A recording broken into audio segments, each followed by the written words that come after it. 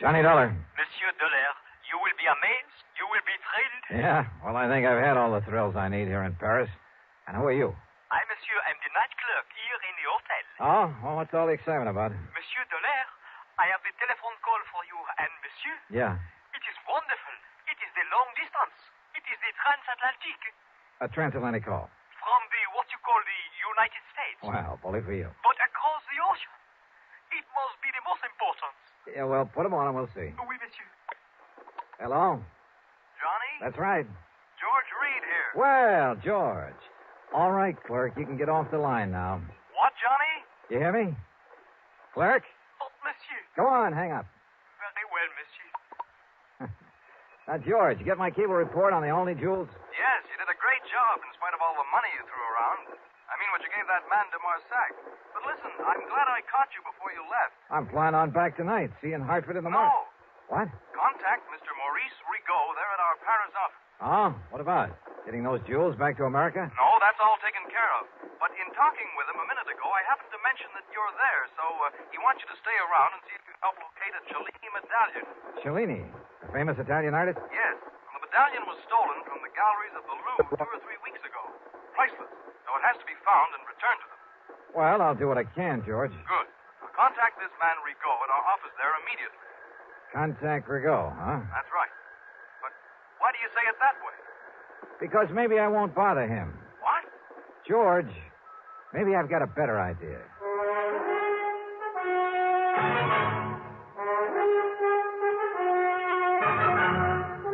CBS Radio brings you Bob Bailey in the intriguing adventures of the man with the action-packed expense account, America's fabulous freelance insurance investigator. Yours truly, Johnny Dollar.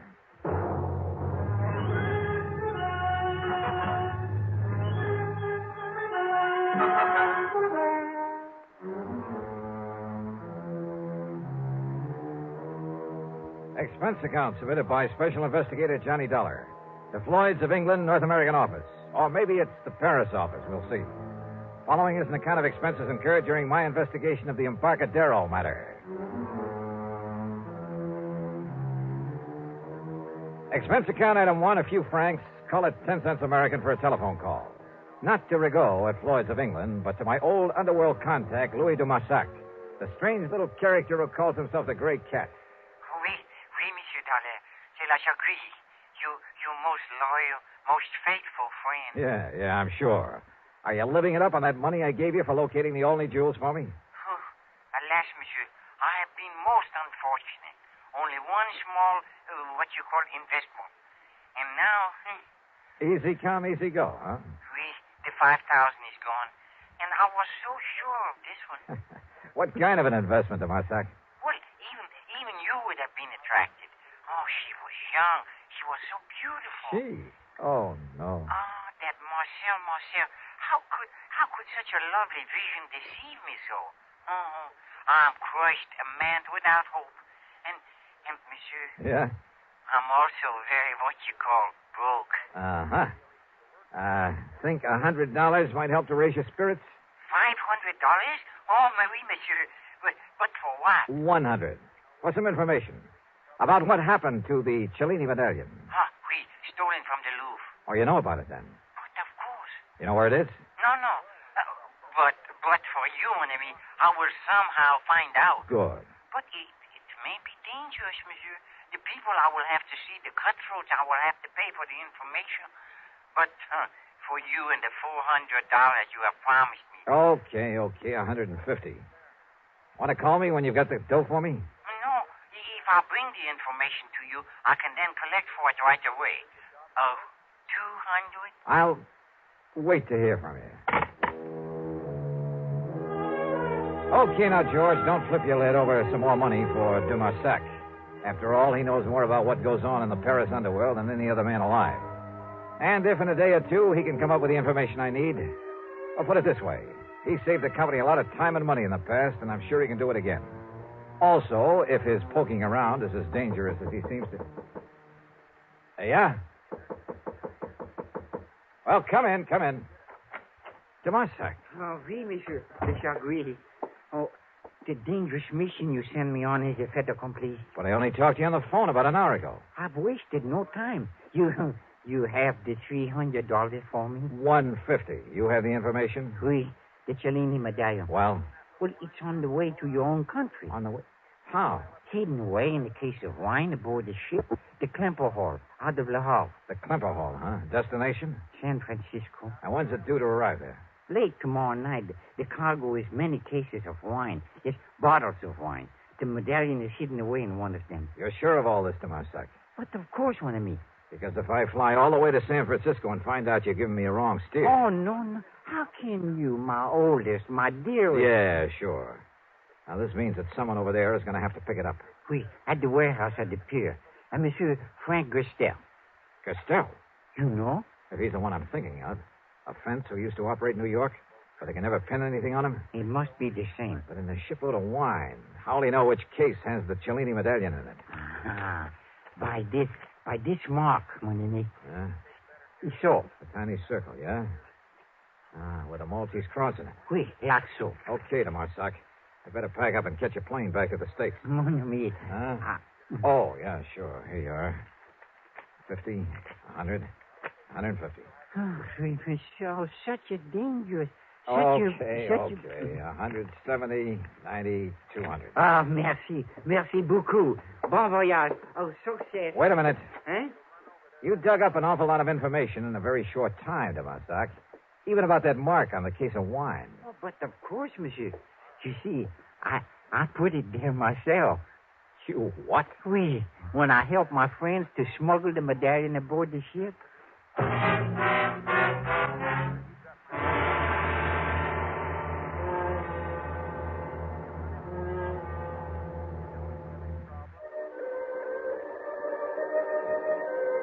Expense account item 2 is a couple of $100 to Dumarsac for the information about the stolen Cellini medallion. Item 3, $92 American for my hotel there in Paris and the taxi out to Orly. Item 4, $5.99 even plane fare, Paris to New York to San Francisco, and a taxi to my favorite hotel, the Huntington, up on Nob Hill. A pea soup fog had settled over the city, and the driver had to practically feel his way the last couple of blocks. By the time I cleaned up and changed my clothes, it was late, and I was hungry. And after the long plane trip, I was glad for a chance to walk over to the Fleur de Lis on Sutter Street. Cocktails and a rare good dinner ran up item 5, $11 even. Then I started back to the Huntington, again on foot. I say I started. It was late, remember, and dark. Not many people on the streets. And suddenly I was conscious of someone behind me, slowly catching up with me. In the fog, he was only a shadow, but I was sure he was following me. I slipped out my gun under my coat and slowed my pace. All right, brother, what? Huh? Yeah. Hi, Johnny. Smokey Sullivan. Yeah. Well, what under the... How are you, Smokey? I thought that was you coming out of that Fleur de Lis. Hadn't you better put that back in your coat, huh? Oh, yeah, sure. Hey, listen, you're just the man I want to see. Yeah? Yeah. And if you can dig up some information for me about somebody, I'll make it worth your while. You're real good to me, Johnny. I'll do anything I can. And listen. Yeah? I don't know why you're out here this time, and maybe this ain't got nothing to do with it. What's that, Smokey? I've been hanging around the docks the last couple of days, down to the Embarcadero. Doing a little honest work for a change? Yeah. I'm real clean now, Johnny. I've been going straight. That's the stuff. But I know how to keep my eyes open. You know what's going on down there? What? Smuggling, Johnny. There's a lot of smuggling all the time. You know what I mean? Keep talking, Smokey. Yeah. Well, most of it comes in from Japan and China, places like that. It's the boys on the boats bringing stuff in. Well, what I'm interested in... Narcotics, Johnny. Mostly heroin, stuff like that. Yeah, well, now, Smokey, when you get any info about that kind of stuff coming in, you tip off the Treasury boys, the narcotics division. Me, Johnny? Me go to the cops? You mean because of your past record? Yeah, they wouldn't believe me, Johnny. That's the trouble with going legit. I mean, the kind of guy I was. Don't ever kid yourself. I don't want to lecture you, Smokey, but believe me, it's the best way in the world for you to make up for some of the things you've done in the past. Look what you've done in helping me. Yeah, I know. And it was you got me going straight. But don't you see, if anybody was to find out that I was informed... Don't worry. The Treasury boys will never talk. Okay, Johnny. But now, the man I'm say. interested in... But now, like I was going to tell you. Smokey, listen. Like I said, Most of the stuff is from the Orient. But down there to the docks, a couple of nights running now. Well, Johnny, you ever hear of Frankie Gerstel? Are you kidding? That's the man I was gonna... You mean the one who used to be a fence back in New York? Yeah. Long time ago, I done a couple of jobs for him. That was before you know. You seen Gerstel around here? Down to the Embarcadero. Sure. Waiting for the Klemper Hall to pull in from Europe. The Klemper Hall, Johnny? Yeah. With a cargo of French wine? Yeah, that's it. How do you know? I helped unload it.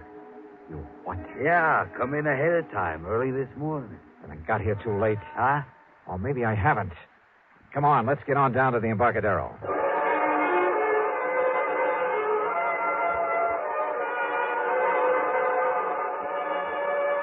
Item 6, $1.50 for a taxi. Pier 93, where the Klemper Hall was berthed, was dark. Except, that is, for a dim light in the office on the street side. Back in the huge warehouse, extending out over the waters of the bay, there wasn't even a glow from a nightlight. Sure funny, Johnny. They're not having some kind of a light in the warehouse. Yeah. Well, we'll find out about that from the watchman there in the office, if we can wake him up. Yeah. Sleeping on a job like that, why, he was... Hey, watchman. Watchman, come on, open up. Johnny. Yeah, I see. Come on, Smokey, give me a... Here we go now. All right, wake up, mister. Come on, I said wake up. Yeah, Johnny. He's asleep, all right. For good.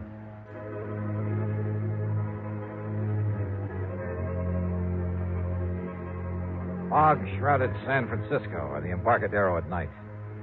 There in the little office on the shore end of Pier 93, we found the watchman. Found him dead, with a bullet in the back of his head. Which meant that in all probability, Frankie Gerstel had gotten there before us, had already taken the Cellini medallion out of its hiding place. Or was it still there, one of the cases of wine, stacked up in the warehouse in the long, dark pier? There was only one way to find out. Oh, we better get out of here, Johnny. If the cops come around and find this watchman laying here dead, even with Johnny Dollar to explain Reach up and pull off that light, will you? But, Johnny... All right, here, I'll do it. But, look, don't you see, if the cops come around, they see this office dark. Yeah, we got to chance it. Now, if this watchman had a flashlight on him... Yeah, in the side pocket of his coat. Side pocket. Yeah, here it is. What are you going to do, Johnny? I'm going back into that warehouse. But, Johnny, don't you see, if you put on the lights back there... That's why I've got this flashlight. I've got to locate a case of wine in there with a peculiar mark on it. Something else in that case? A priceless medallion that was stolen from the Louvre. It was smuggled in so Gerstel could pick it up.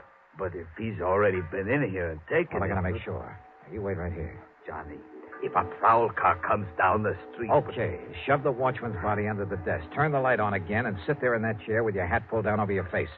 If a prowl car comes along, wave to it. Whatever you say, Johnny. If anybody else comes along, tries to get in here, yell bloody murder and get out the best way you can. I'm going back in the warehouse. And don't switch on the lights in there. But be careful, Johnny. Yeah.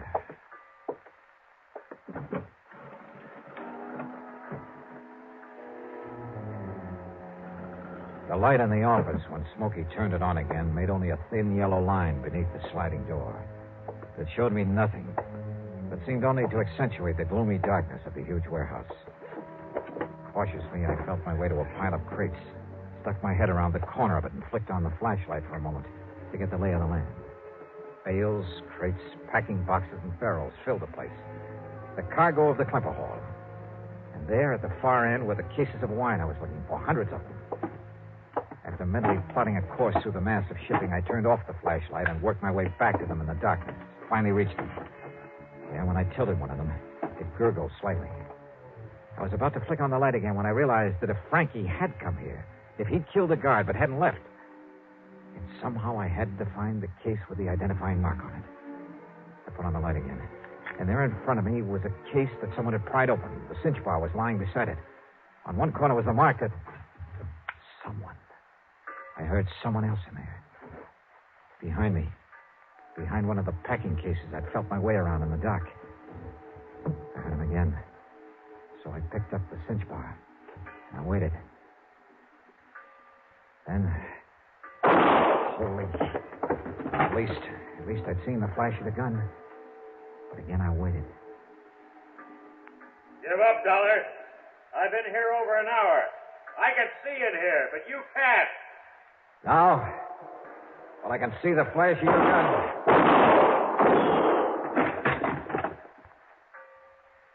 You see what I mean? Dollar? Just keep on talking, Frankie. What? What'd you say? Dollar! The cinch bar. All right, here, Frankie. Now, that's a stupid trick.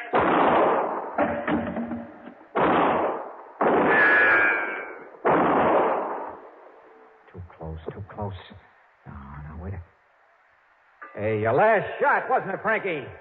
Yeah. Hey, Smokey. Okay, Smokey, come out here in the warehouse. Turn on the lights and we'll...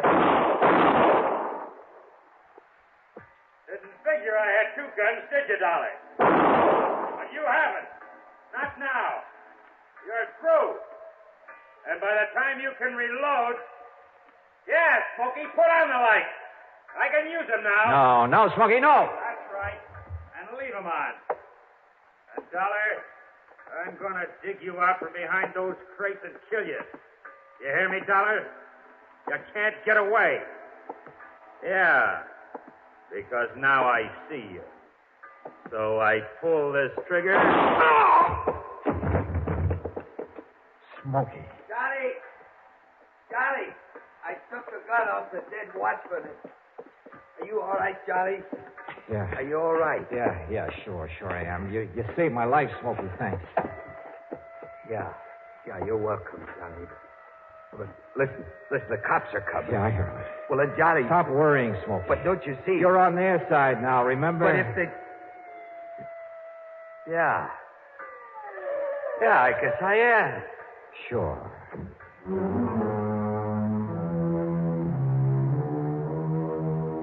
The Cellini medallion in Frankie's pocket. It was pretty obvious that he'd killed the watchman, taken the medallion out of the wine case and was about to leave when we showed up. Smokey's shot had killed him. Had Smokey a bit worried, too, when the police barged in on us. But now he's a public hero. Oh, sure, there'll have to be some kind of a hearing on the whole affair. My deposition's already in. But Smokey's really in the clear. As for the couple of $100 I gave him, well, forget it, George. It came out of my own pocket. So, expense account total, including the trip home, $1,174 even. Yours truly, Johnny Dollar.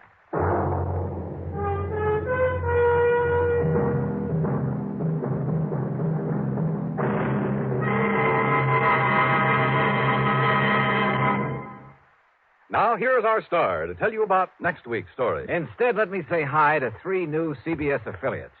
They're KAAB in Hot Springs, Arkansas, WRIG in Wausau, Wisconsin, and WOMI in Owensburg, Kentucky. Welcome to CBS Radio. Yours truly, Johnny Dollar.